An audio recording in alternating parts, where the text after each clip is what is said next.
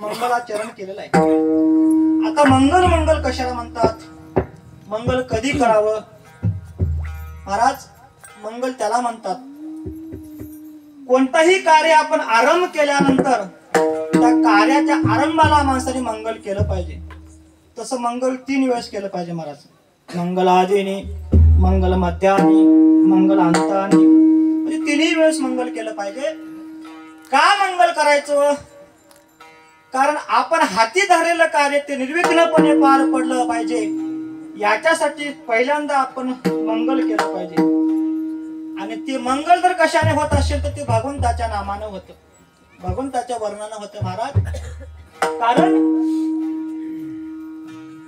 जगामध्ये भगवंताचं नाम एक असं आहे महाराज, नामच एक असं आहे ज्या भगवंताच्या नामामध्ये महाराज हजारो मंगल, कोट्यावधी मंगल चढलेले आहेत महाराज. किंवा इकडे विष्णू सहस्रनामामध्ये भगवंताचं वर्णन करत असताना भगवान परमात्मा कसा आहे महाराज? मंगलम भगवान विष्णू, मंगलम गरुडध्वजा, मंगलम पुंडरीकाक्षो, मंगलाय तनुहरी. जगामध्ये जर एकमेव जर मंगल कोण असेल तर तो माझा परमात्मा आहे महाराज. मंगलम भगवान विष्णू, परमात्मा आहे महाराज. आणि एकदा का त्या परमात्म्याचं नामचिंतन केलं, आपल्याला आता दुसरं मंगल करायची गरज नाही. का तर ज्ञानोबा सांगतात महाराज, सकळ मंगळ निधी श्री विठ्ठलाचे नाम आधी.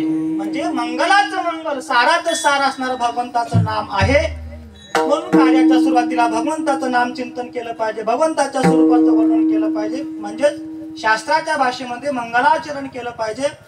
म्हणून शेवेला घेतलेला अभंग जगद्गुरु तुकोबारायांचा आहे, तो म्हणजे 4 चरणाचा आहे. भगवान जगद्गुरु तुकोबार अभंगातून परमात्म्याच्या स्वरूपाचं वर्णन करतात आणि वर्णन करून महाराज देवापुढे आपली इच्छा प्रगट करतात. महाराज सप्ताहाला सुरुवात झालेली आहे. आता पहिला दिवस म्हणलं की महाराज थोडस नियोजन लागत नाही, आणि त्यातल्या त्यात हे नवीन कार्यक्रम, एक तर रानातला कार्यक्रम आहे, थोडं भागवताला थोडस उशीर झालं.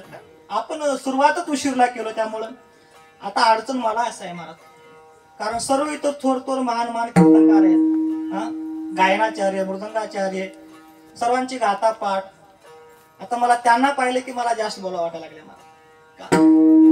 कारण पुढे जर श्रोता महाराज, कारण प्रभू तुम्ही महिषाची मूर्ती, पुढे जर विद्वान श्रोते असले महाराज, बघ त्याला अधिक स्फूर्त महाराज. पण वेळेचा अभाव आहे महाराज, खरं सांगू का? कारण दिवसभर तुम्ही भागवत ऐकलात, एकतर कामाचे दिवस आहेत, जास्त वेळ तुमचा घेणार नाही बरं का बाबा. आता आपलं चलतं फळावरती पण तुम्हाला मान्य आहे, पण सर्वांचा विचार मला करावा लागतो. कारण आता वाजले 10:30, मला वाटतं 11:30 वाजेपर्यंत आपण सेवा करू बरं का बाबा.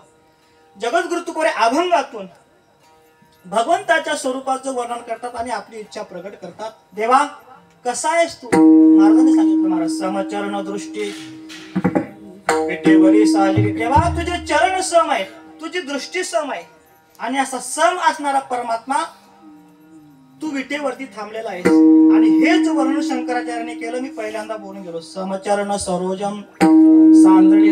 त्यावेळी शंकराचार्य पंढरपुरामध्ये आले महाराज आणि भगवंताच्या समोर थांबले, आणि त्यावेळेस शंकराचार्याने महाराज पांडुरंग स्तोत्र गायलेलं आहे.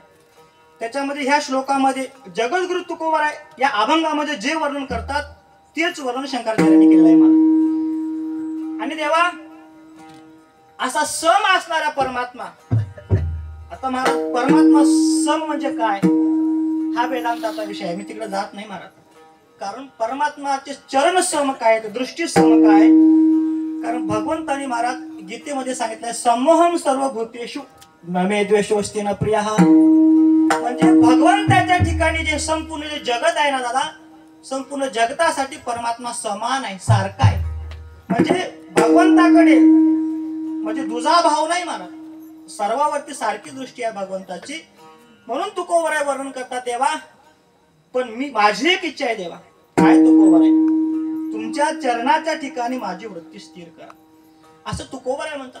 का तुकोबारांना असं वाटलं की आपली वृत्ती स्थिर झाली पाहिजे भगवंताच्या चरणापाशी? कारण ज्यावेळेस एखादा साधक परमार्थ करायला लागतो महाराज, आणि परमार्थ करत असताना माणसाला परमार्थात जे बाधा आणते, परमार्थ जे माणसाचे होऊन देत नाही महाराज, ती म्हणजे वृत्ती आहे महाराज. का? कारण जोपर्यंत आपली वृत्ती स्थिर होत नाही तोपर्यंत आपण हाती धरलेलं कार्य, हाती धरला परमार्थ हा यशस्वी होत नाही महाराज. आता तुम्ही तर मनोवृत्ती घ्या, चित्तवृत्ती घ्या, अंतकरण वृत्ती घ्या, अंतकरण चतुष्टय सांगितलेले आहेत. मी कोणी एखादी वृत्ती लावून अभंग सोडणार आहे महाराज. मनोवृत्ती धरा, आपण परमार्थ करतो महाराज, रात्रंदिवस भजन करतो, कीर्तन करतो, आणि परमार्थ करत असताना जर आपली वृत्ती जर स्थिर होत नसेल तर महाराज म्हणले केलेला परमार्थ हा शून्य आहे महाराज. परमार्थाचं फल काय समजावं? ज्या दिवशी आपली वृत्ती स्थिर होते, ज्या दिवशी आपलं मन स्थिर होते, त्या दिवशी समजावं की आपला परमार्थ सफल झालाय. तुकोबा स्वतः सांगतात महाराज, मन रंगले रंगले तुझे चरणी स्थिरावले. देवा वृत्ती राखा पाया पासी,